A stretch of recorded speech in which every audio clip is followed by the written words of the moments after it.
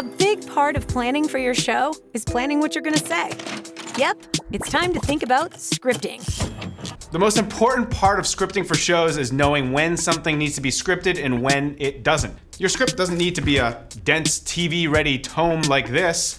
In fact, over-scripting can feel cheesy and downright weird depending on the format of your show.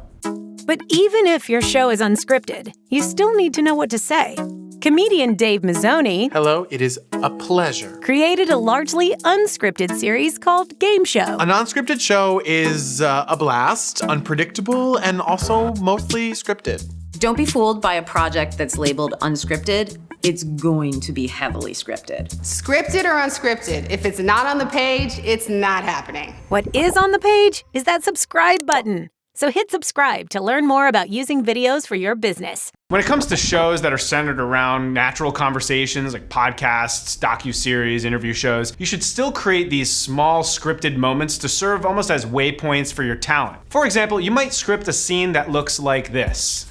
A short, written introduction that your talent delivers pretty much word for word, a couple of bullet points you want them to talk about in their own words, and then a written outro to help your talent end the scene. This can help you anchor your scene without needing your talent to memorize lines or act them out. During my time at Red Table Talk, the power of having an amazing script really did us an awesome job. We were shooting with our core talent.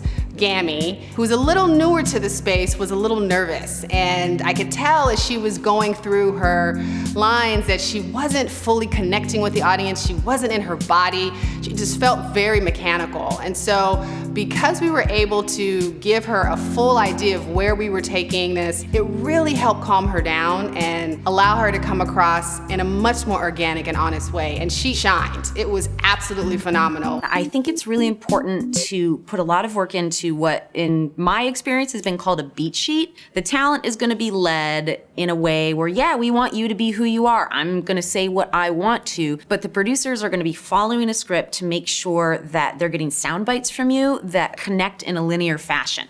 You're going to need a setup from the talent. You're going to need some of the middle portion, the meat. You're going to need transition sentences, and you're going to need someone to end it with a good cap. Nice. Great. This is exactly how the Wistia show, Low Views, High Impact, was scripted. Here's Kristen Bryant on what it's like to do an unscripted scene. On Low Views, High Impact, it was easy for me to talk about Wistia, build rapport with guests, and really just have a good time on camera. What was harder was managing my time or feeling like I was rambling, and a script provided the structure that I needed to kind of get through each take. A lot of times, even when you're doing an unscripted scene, having a script will provide that guidance to make sure you have a good way to get in and out of a take, and it'll make your shoots a lot easier and faster. Be ready to workshop lines with your talent in the moment. That's Adam Day, lead producer at Wistia. Sometimes when you write a script, it might sound better on paper than when you get somebody in front of the camera delivering those lines. So it's great to have someone who's good at writing scripts on set. When I was working on Low Views, High Impact, it was really important for me to understand the basic sentiments that we wanted to express. And that way, if Kristen was having trouble with a line or it just wasn't working out, we could rewrite it right then. We could workshop it so that it would sound more natural, it would be easier to remember, and we'd have more successful takes. I don't know, can you see the socks? The socks too bright? I have like 4 other pair of socks. You've got to know your talent. Chef Elena Besser has been on unscripted shows for the Food Network. Yes, and if you're working with someone that really feels super comfortable in front of the camera, like maybe they're comfortable riffing on certain things, and you can just work with them in the moment, and you don't necessarily need to worry as much about scripting things for them. Could you do that right now? Like what I just said? Yeah, could you take what you just said and make it a bit shorter? Yeah, okay. What was my lead-in again? You gotta know your talent. You've gotta know your talent, yes. So if you have someone that really is comfortable on camera, does improv like Jimmy Fallon, then you don't need to script it as much. Awesome. Okay, and what's next? Well, on the other hand, I would say if you have someone that maybe needs a bit more hand-holding, that isn't as comfortable, maybe repeating themselves too much, then maybe that would be a good time to, integrate cue cards or give them some written notes or maybe even a teleprompter. The most important thing is to know what works for you to make you feel most natural in the production. For me, I like to do a lot of research up front and then have zero script on the day of recording. That makes me feel prepared, but not locked into any one way the conversation may take me. For other people, they like to have bullet points that makes them feel supported by structure, but not too locked in like a script can do. And still for other people, the good old-fashioned script works wonders. No matter what you choose, just make sure that it's the one that makes you feel the most authentic, because authenticity at the end of the day is key. Here we go. I want my kitty. Are you okay? You okay?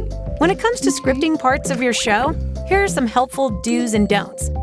Script things like show intros and outros, talking points, or how to introduce a guest, brand messaging from your company that needs to stay consistent, and any concept that will fall apart without concise, word-perfect language.